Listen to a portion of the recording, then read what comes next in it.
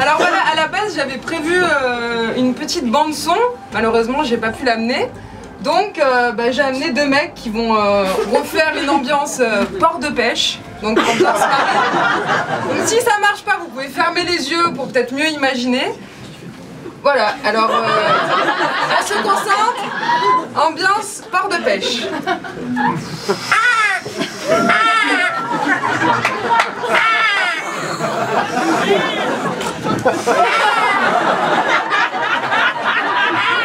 Passez-vous un peu.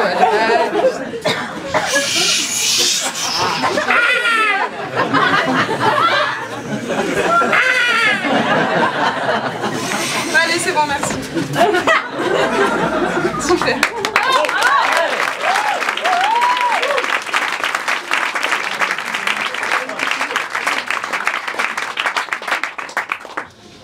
Le jour où j'en ai eu marre des mecs grands, des mecs beaux, des mecs minces, je me suis armée de courage et j'ai pris le large. Mais bon, lui au moins il était sympa. Et puis le physique, c'est pas automatique. Ce mec-là, il travaillait sur les bateaux. Ce mec-là, il s'appelait Mousse. On s'est rencontrés comme ça, par hasard, au port. Moi, j'étais là, je me baladais au port, en mangeant des nems. Au port.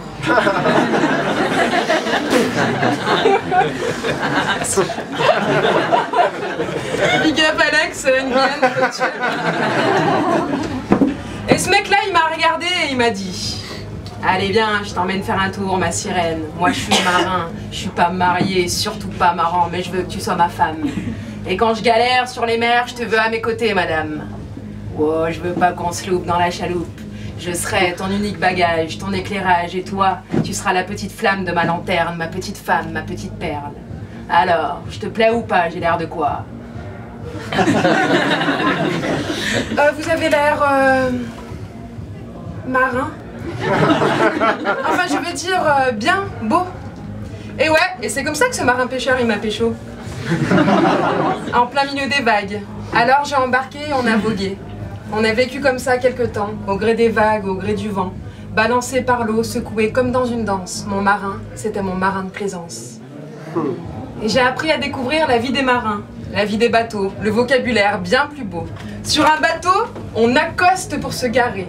On avance grâce au vent, on borde les voiles, on tire le foc, on avance au gouvernail, on jette l'ancre, on largue les amarres. Alors que concrètement, dans une vie normale, on accoste à la gare pour se faire jeter, on avance à l'essence super chère, on borde des morveux hurlants, on tire la première dame qui passe, on se fait larguer et on se tape même pas la gouvernante.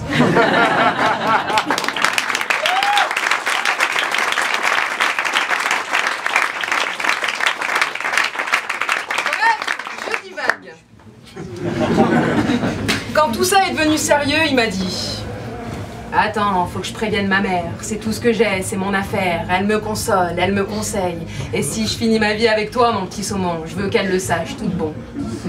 Et moi, naïvement: mais comment tu vas faire, y a pas de réseau, et pourquoi appeler ta mère, y a pas de raison?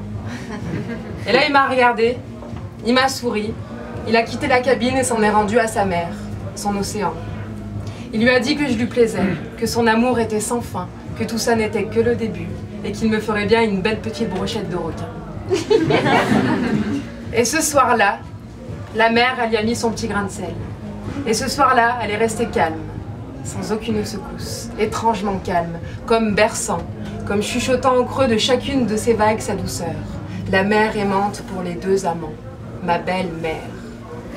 La mer aimante, la mer attire. Il m'a tiré hors de la cabine, il me dit: mate l'eau. C'est tout ce qu'il y a de plus beau après toi. Moi, je ne suis pas sous les étoiles, je suis en face d'elle. Et moi, en train de frétiller comme un poisson. Et lui qui me dit: ferme les yeux. Et là, il m'a hissé haut et j'ai senti l'anneau. J'ouvre les yeux, il me dit: ça y est, tu es enfin ma. Ouais, c'était un 3 mâts.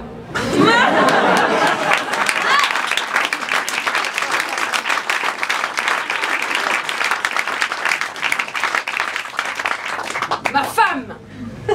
Et à ce moment-là, tout l'océan s'est mis à jouer. Le bateau à la guitare, les vagues au percu, les étoiles au violon, la marée à la basse. Tous les poissons se sont joints à la fête. Les truites noyées dans l'alcool, les baleines sous exta, il y a même un saumon qui a fumé. Je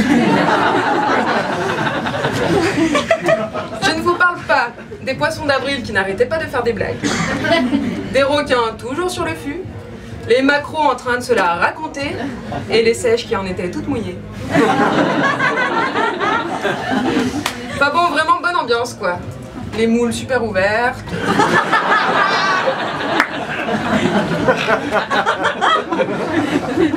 Bon, les huîtres toujours un peu renfermées, puis les petits poissons qui restaient assis sur les bancs.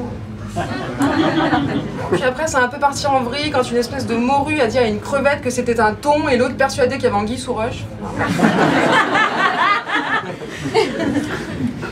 Après un corail de coke, on s'est endormi. Serrés comme des sardines, mais heureux. Avec mon matelot, moi la haute mariée. Et on naviguait comme ça, sans but, les pieds sur mer, la tête dans les étoiles, touchant du doigt la liberté, pointant l'horizon sans jamais l'atteindre, le bonheur sans jamais l'atteindre. Et puis, comme chaque histoire d'amour, et comme la vie suit son cours, il est arrivé le temps des tempêtes. Un ouragan dans l'océan, un tsunami dans notre lit. Notre histoire est tombée à l'eau, et c'était la fin du récif. Tout a basculé quand Mousse m'a dit « Allez, maintenant, mets les voiles !» et que j'ai refusé de me convertir à l'islam.